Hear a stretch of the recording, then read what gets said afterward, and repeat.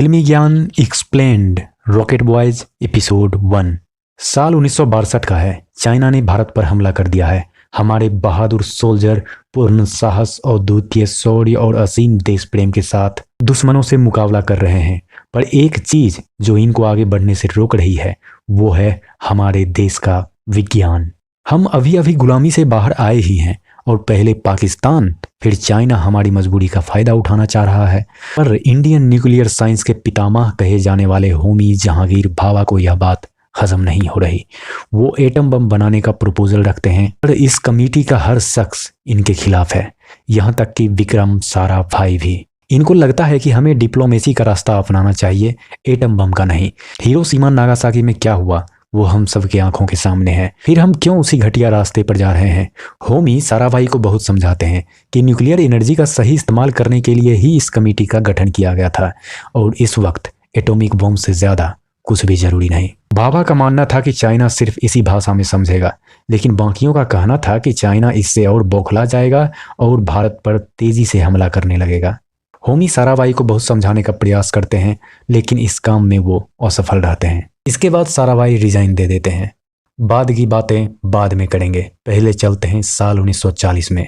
जब विक्रम साहब लंदन के कैम्ब्रिज यूनिवर्सिटी में रॉकेट पर प्रयोग कर रहे थे, एक ब्राउन लड़का जब पूरे कॉलेज के बीच में तमाशा लगाता है तो वहां किसे पसंद आने वाला है। छोड़ो भाई, किसी को पसंद आए या ना आए, हम में है जुनून रॉकेट बनाने का तो हम बनाएंगे ही। ये बात अलग है कि अभी तक इनको कोई सफलता नहीं मिली है। ऊपर से ये विश्व युद्ध रास्ते का रोड़ा बन गया है। इनको वार पर नहीं जाना पड़े इसलिए ये भारत लौट आते हैं, जहां भाभा साहब एक लेक्चर दे रहे हैं। जब रेडिएशन यूरेनियम में है तो धरती पर हर जगह रेडिएशन कहाँ से आया? तुम बताओ, बहुत होशियार बनते हो और साइंटिफिक वेब सीरीज देखने का बहुत शौक है तो बताओ कमेंट में। वैसे भाभा साहब का पढ़ाने का अंदाज काफी निराला है। इनको जब एक बच्चा बोलता है ये तो हमारे सिलेबस में है ही नहीं, तब वो कहते हैं सिलेबस इज डैम। जो समझा रहे समझो। हाँ, ये बात सच है कि रेडिएशन यूरेनियम जैसे चीजों से ही निकलता है, लेकिन धरती पर अंतरिक्ष से जो कॉस्मिक रेज आती है उसमें कई अलग अलग ढंग के रेडिएशन होते हैं। इनका लेक्चर कंप्लीट भी नहीं हुआ तभी राजा साहब आए।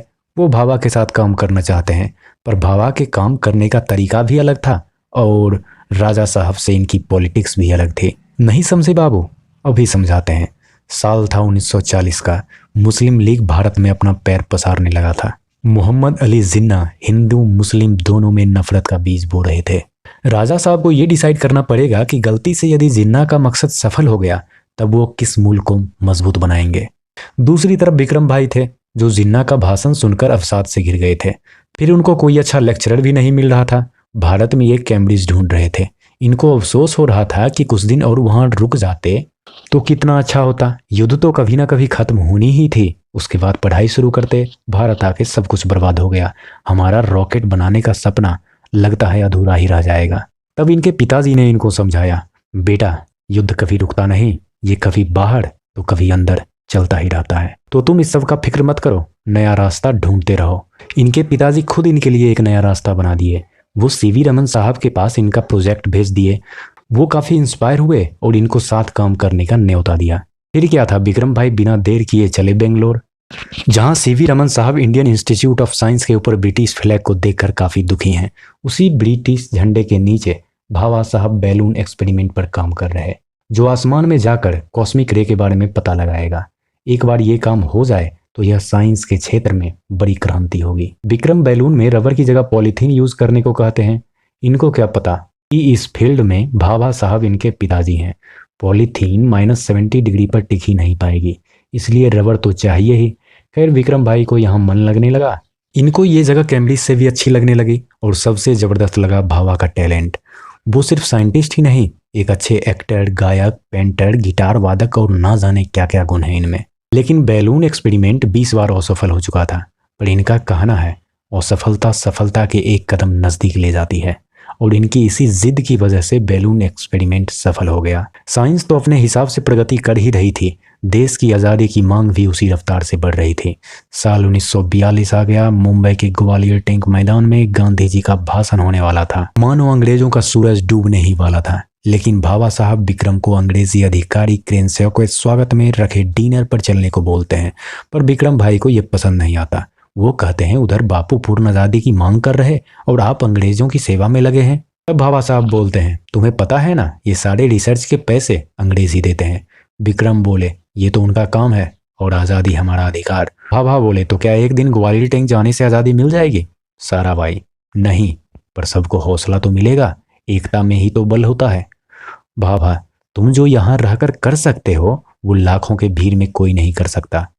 विक्रम, क्या फर्क पड़ता है कौन क्या है, कोई मजदूर हो या किसान हो या फिर कोई हो साइंटिस्ट, सभी अपना अपना काम करते रहते हैं। खैर, मैं आपका हौसला बढ़ाने के लिए जरूर आऊँगा। इस मामले में भाभा और साराभाई की सोच बिल्कुल अलग थी। फिर भी ये दोनों पहुंचे पार्टी में, जहां अंग्रेज अपनी पैदाइशी कामों में लगे हुए थे। वो था भारतीयों का मजाक उड़ाना, पर सीवी रमन बर्दाश्त करते जा रहे थे। तभी एक पिप्सी नाम की लॉयर भाभा को देखी। ये इनको इम्प्रेस करना चाहते थे, पर वो ठहरी लॉयर इतनी आसानी से कहाँ मानने वाली। वो अंग्रेजवा बोल रहा था कि तुम लोग फ्रीडम लेकर करोगे क्या, इतना चीज तो तुमको दिए हैं, ट्रेन दिए, बिजली दिए, पढ़ाई का खर्चा दिए, अब क्या चाहिए। ये सब विक्रम भाई सुन रहे थे और भाभा साहब को बोल रहे थे, बताइए इनको जवाब देना चाहिए या नहीं। विक्रम भाई ने भाभा को खूब उकसाया। तब वो जवाब देने चल दिए।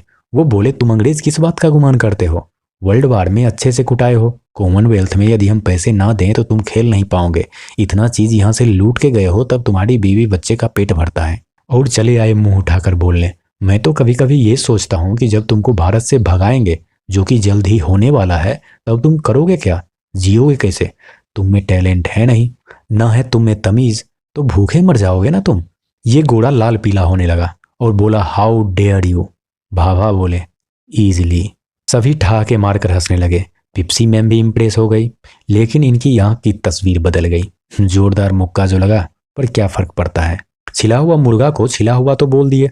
अब इन दोनों को ना देखो, कुछ देर पहले विचार अलग थे, एक मुक्का में ही दोस्त बन गए। पर अंग्रेजों को कई मुक्के मारने का वक्त आ गया था।